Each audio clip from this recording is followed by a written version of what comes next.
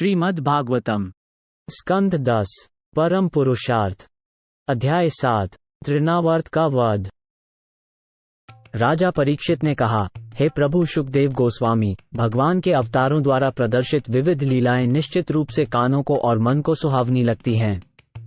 इन लीलाओं के श्रवण मात्र से मनुष्य के मन का मैल तुरंत धुल जाता है। आमतौर पर हम भगवान की लीलाओं को सुनने में आनाकानी करते हैं, लेकिन कृष्ण की बाल लीलाएं इतनी आकर्षक होती हैं कि वे अपने आप ही मन और कानों को सुहावनी लगने लगती हैं। इस तरह भौतिक वस्तुओं के विषय में सुनने की आसक्ति, जो भौतिक अस्तित्व का मूल कारण है, समाप्त हो जाती है। मनुष्य में धीरे धीरे भगवान के प्रति भक्ति और लगाव पैदा होता है और भक्तों के साथ जो हमें कृष्ण भावना का संचार करते हैं, दोस्ती बढ़ती है। अगर आपको यह उचित लगे तो कृपया भगवान की इन लीलाओं के बारे में बताएं। कृपया भगवान कृष्ण के अतिरिक्त लीलाओं का वर्णन करें जो मानवीय बालक का अनुकरण करते हुए और पूतना संहार जैसे अद्भुत कार्य करते हुए इस पृथ्वी लोक पर अवतरित हुए थे।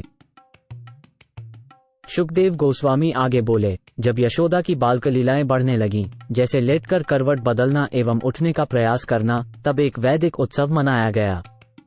ऐसे उत्सव में, जिसे उत्थान कहा जाता है और जो शिशु के पहली बार घर से बाहर निकलने के अवसर पर मनाया जाता है, शिशु को ठीक से नहलाया जाता है। जब कृष्ण 3 मास के हो गए तो माता यशोदा ने पड़ोस की अन्य महिलाओं के साथ यह उत्सव मनाया। उस दिन चंद्रमा और रोहिणी नक्षत्र का योग था। इस महोत्सव को माता यशोदा ने ब्राह्मणों द्वारा वैदिक मंत्रोच्चारण एवं पेशेवर गायकों की सहायता से संपन्न किया। बच्चे के नहाने का समारोह संपन्न होने के बाद माता यशोदा ने ब्राह्मणों का स्वागत किया और उन्हें ढेर सारा खाना और दूसरी खाने की चीजें, कपड़े, बढ़िया गाय और मालाएं देकर पूरे सम्मान के साथ उनकी पूजा की। ब्राह्मणों ने इस पवित्र समारोह में विधिवत रूप से वैदिक मंत्रों का उच्चारण किया। जब मंत्रोच्चार समाप्त हो गया और माता यशोदा ने देखा कि बच्चा नींद में जा रहा है, तो वे उसे बिस्तर पर ले गईं और तब तक उसके साथ लेटी रहीं जब तक कि वह शांति से सो नहीं गया। उत्थान उत्सव में डूबी उदार मां यशोदा मेहमानों का स्वागत करने, उनकी आदर पूर्वक सेवा करने और उन्हें कपड़े, गायें, फूलों की मालाएं और अन्न भेंट करने में व्यस्त थीं। इस कारण वे अपने बच्चे का रोना नहीं सुन पाईं। उस समय बालक कृष्ण अपनी मां का दूध पीने की इच्छा से गुस्से में अपने पैर ऊपर उछालने लगे। श्री कृष्ण आंगन के एक कोने में छकड़े के नीचे लेटे हुए थे और यद्यपि उनके छोटे पैर पत्तियों जितने कोमल थे, फिर भी जब उन्होंने अपने पैरों से छकड़े पर ठोकर मारी तो वो बहुत जोर से उलट पलट हो गया और टूट गया।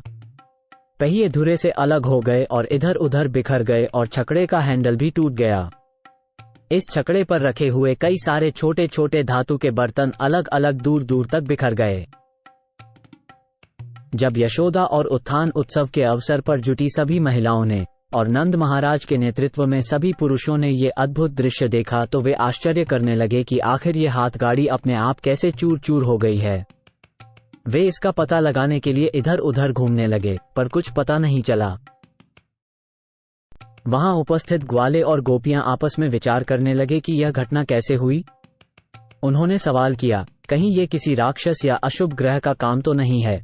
उस समय वहां मौजूद छोटे छोटे बच्चों ने जोर देकर कहा कि बालक कृष्ण ने ही इस लकड़ी के गाड़े को लात मारकर दूर फेंक दिया है।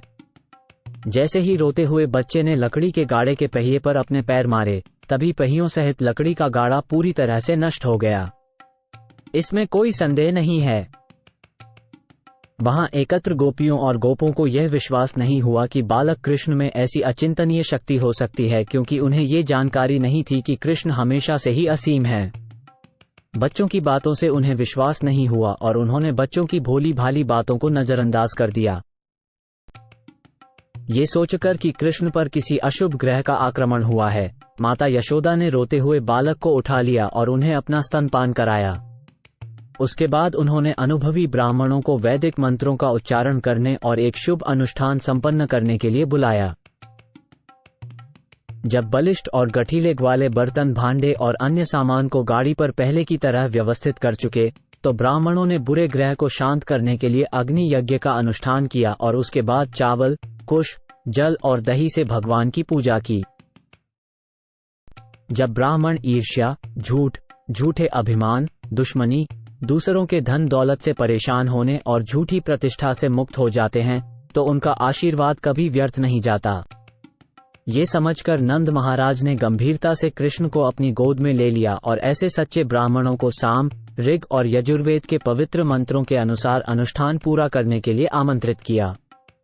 जब मंत्रों का उच्चारण हो रहा था तो नंद ने बच्चे को शुद्ध जड़ी बूटियों से मिश्रित जल से स्नान कराया और यज्ञ करने के बाद सभी ब्राह्मणों को उत्तम अनाज और अन्य प्रकार के स्वादिष्ट भोजन कराए। नंद महाराजा ने अपने पुत्र श्री कृष्ण की समृद्धि के लिए ब्राह्मणों को गायें ये कहते हुए दान में दी कि ये गायें विशेष रूप से वस्त्रों, फूलों की मालाओं और सुनहरे हारों से सुसज्जित हैं। ये गायें दूध दुहने में सबसे योग्य हैं और ब्राह्मणों को दान में दे दी गई हैं। ब्राह्मणों ने उन्हें स्वीकार कर लिया और पूरे परिवार को, विशेषकर श्री कृष्ण को आशीर्वाद दिया। ब्राह्मण जो वैदिक मंत्रों का उच्चारण करने में पूर्ण अधिकार रखते थे, योग शक्ति से पूर्ण योगी थे। उनके द्वारा दिया गया आशीर्वाद कभी निष्फल नहीं होता था। एक दिन कृष्ण के जन्म के 1 वर्ष बाद माता यशोदा अपने बेटे को गोद में खिला रही थीं। अचानक ही उन्हें लगा कि बच्चा पहाड़ के शिखर से भी ज्यादा भारी हो गया। वो उसका वजन सहन नहीं कर पाईं। बच्चे को ब्रह्मांड जितना भारी पाकर और यह सोचकर कि शायद बच्चे पर किसी और भूत या असुर का हमला हो रहा है, चकित मां यशोदा ने बच्चे को जमीन पर रख दिया और नारायण के बारे में सोचने लगी। गड़बड़ी की आशंका से उन्होंने इस भारीपन को दूर करने के लिए ब्राह्मणों को बुलाया और फिर घर के दूसरे कामों में लग गईं। उनके पास नारायण के चरण कमलों को याद करने के अलावा कोई और विकल्प नहीं था, क्योंकि वे यह नहीं समझ पाईं कि कृष्ण ही हर चीज के मूल स्रोत हैं। जब बालक जमीन पर बैठा था तब तृणावर्त नामक असुर, जो कंस का अनुचर था, वहां पर कंस के निर्देश पर बवंडर बनकर आया और बड़ी आसानी से बालक को उठाकर अपने साथ आकाश को ले गया। उस असुर ने प्रबल बवंडर के रूप में सारे गोकुल को धूल के कणों से ढक दिया, जिससे सभी की दृष्टि ढक गई। वो भयावनी आवाज करता हुआ चारों दिशाओं को कंपाने लगा। क्षण भर के लिए समूचा चरागाह धूली भरी अंधाड़ और तूफान से घिर गया और माता यशोदा अपने पुत्र को जहां बिठाया था वहां ढूंढ न पाईं। तृणावर्त द्वारा फेंके गए बालू के कारण सब लोग एक दूसरे को नहीं देख पा रहे थे, इसलिए उनकी आंखों में धूल गड़ गई थी और उनका भ्रम हो गया था। ऐसे प्रबल बवंडर उठने से धूल भरी आंधी के कारण माता यशोदा को न तो अपने पुत्र का कोई पता चल पाया, न ही वो कुछ समझ पाईं। इसीलिए वे जमीन पर इस तरह गिर पड़ीं जैसे कोई गाय अपने बछड़े को खो चुकी हो। वे बहुत ही करुण स्वर में विलाप करने लगीं। जब अंधड़ और बवंडर का वेग कम हुआ तो यशोदा के करुण रुदन को सुनकर उनकी सहेलियां, दूसरी गोपियां, उनके पास पहुंचीं। परंतु वे भी कृष्ण को वहां न देखकर बहुत दुखी हुईं और आंखों में आंसू भरकर माता यशोदा के साथ वे भी रोने लगीं। वेगवान बवंडर का रूप धारण करके तृणावर्त असुर कृष्ण को आकाश में बहुत ऊंचाई तक ले गया, लेकिन जब कृष्ण असुर से अधिक भारी हो गए तो असुर का वेग रुक गया और वो और अधिक आगे नहीं जा सका। कृष्ण के भारी वजन के कारण तृणावर्त इसे एक विशाल पर्वत या लोहे के बड़े टुकड़े जैसा मान रहा था, लेकिन क्योंकि कृष्ण ने राक्षस की गर्दन पकड़ रखी थी, राक्षस उन्हें फेंकने में असमर्थ था। इसलिए उसने सोचा कि यह बच्चा अद्भुत है, क्योंकि वो न तो उसे संभाल सकता है और न ही उस बोझ को दूर फेंक सकता है। कृष्ण ने तृणावर्त के गले को पकड़ रखा था, जिससे उसका दम घुट रहा था और वो न तो करा सकता था और न ही अपने हाथ पैर हिला डुला सकता था। उसकी आंखें बाहर निकल आईं और उसके प्राण निकल गए। कृष्ण के हाथों से मरा हुआ तृणावर्त उसी छोटे बालक सहित वृक्ष की भूमि पर नीचे आ गिरा। जब गोपियां कृष्ण जी के लिए रो रही थीं, उस समय वो दैत्य आकाश से पत्थर की एक बड़ी चट्टान पर गिरा और उसके सारे अंग टूट फूट गए, मानो भगवान शिव के बाण से मारा गया त्रिपुरासुर हो। गोपियों ने दानव के सीने से कृष्ण को उठाया और उन्हें संपूर्ण अशुभों से मुक्त कर मां यशोदा को सौंप दिया। भले ही बालक को दानव आकाश में ले गया था, लेकिन उन्हें कोई चोट नहीं आई थी और वे अब सभी खतरों और दुर्भाग्य से मुक्त थे।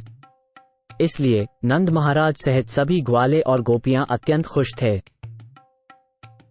ये सबसे आश्चर्य की बात है कि यह मासूम बच्चा जब राक्षस द्वारा खाने के लिए ले जाया गया, तब भी बिना मरे या चोट खाए वापस लौट आया। चूंकि राक्षस ईर्ष्यालु, क्रूर और पापी था, इसलिए अपने पापपूर्ण कार्यों के कारण वो मारा गया।